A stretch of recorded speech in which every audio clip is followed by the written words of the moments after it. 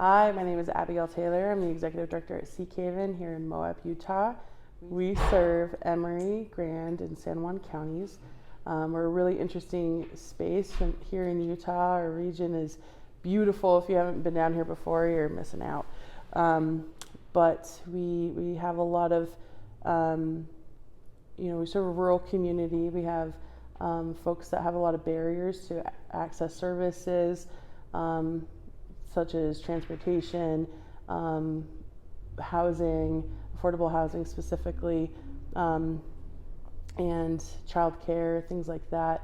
But we also have a high tourist population that comes in certain times of the year, and we end up serving folks from all across the globe, which is a really interesting dynamic for a place like this and for an organization like this.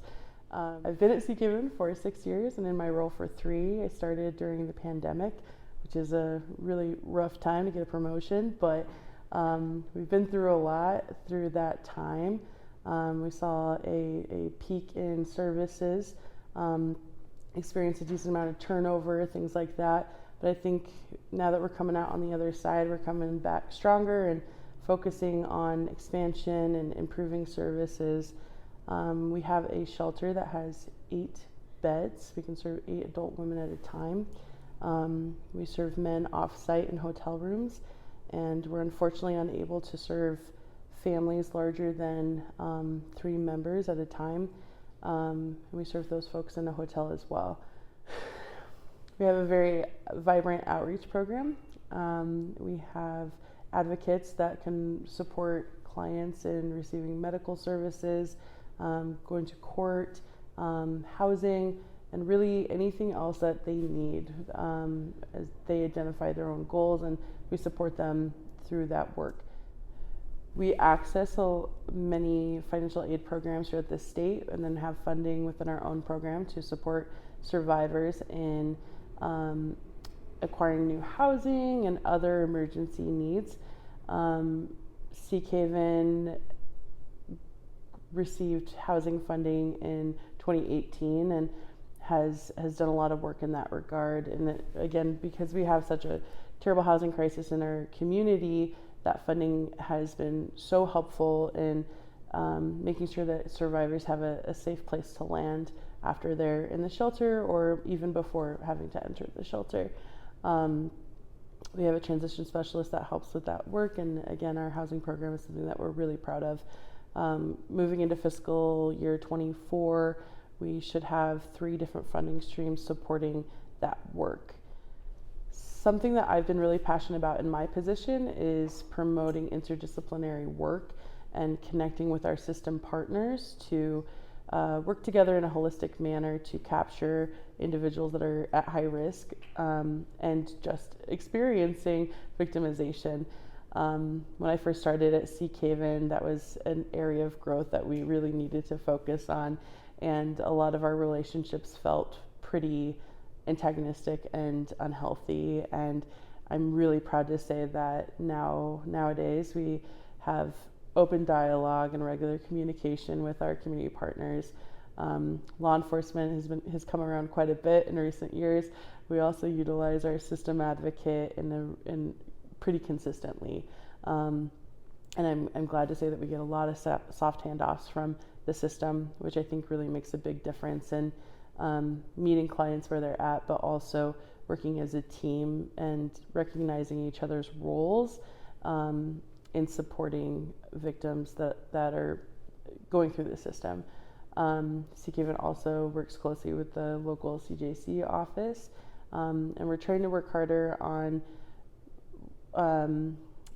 expanding our programming to support youth victims as well as adolescents, and making sure that they have access to services and that they can work with an advocate and access counseling and things like that. Because I think when we talk about a cycle of violence, oftentimes it's those youth survivors that are at high risk of experiencing victimization again or becoming an offender. So that's where my heartstrings are really tugged in this work, is making sure that youth feel supported and validated and cared about when they experienced victimization, and showing them that there's another way, and that even if they do experience victimization later, that a program like Seekhaven exists, and that we're there to support them. On that vein, we're really passionate about prevention work, and while we're funded by sexual assault prevention, prevention's prevention, right? And so a lot of the work that we do is so foundational that it applies to domestic violence as well, prevention of domestic violence. We utilize the One Love curriculum and are in the process of rolling that out with our local youth, partnering with the Grand County School District, Beacon After School Club, and other partners. We don't have to talk about sex. We don't have to talk about intimate partnerships. We're talking about just basic relationships, and what does a healthy relationship look like? What does an unhealthy relationship look like? And ideally, these kids are feeling confident, and they trust themselves when they have a gut feeling, and they know what to look for, they know what to call out, they know what to avoid. And I really look forward to seeing that impact in future years when I'm an old granny with a full head of gray hair. I'm getting close to having that now. But something that we see in a rural program is a lot of that intergenerational violence and intergenerational trauma. There are many times where we'll start serving somebody and they'll say, I came and stayed here when I was a kid. And we've served parents and adult children, and then see victimization with adolescents as well. And it's hard to see that, and that's something, again, that I really look forward to working on and focusing on, is working within those families to prevent that violence from occurring in the first place. Funnily enough, when I was younger, my family went through some experiences, and I knew that my mom had access services at Seekhaven, but when I didn't really realize it until we'd moved my office downstairs in the basement of one of our buildings at Seekhaven, and I realized that was actually the childcare room from when I was young, because I said, wow, I've been in this room before, and it all clicked that this is a space that I had been in before.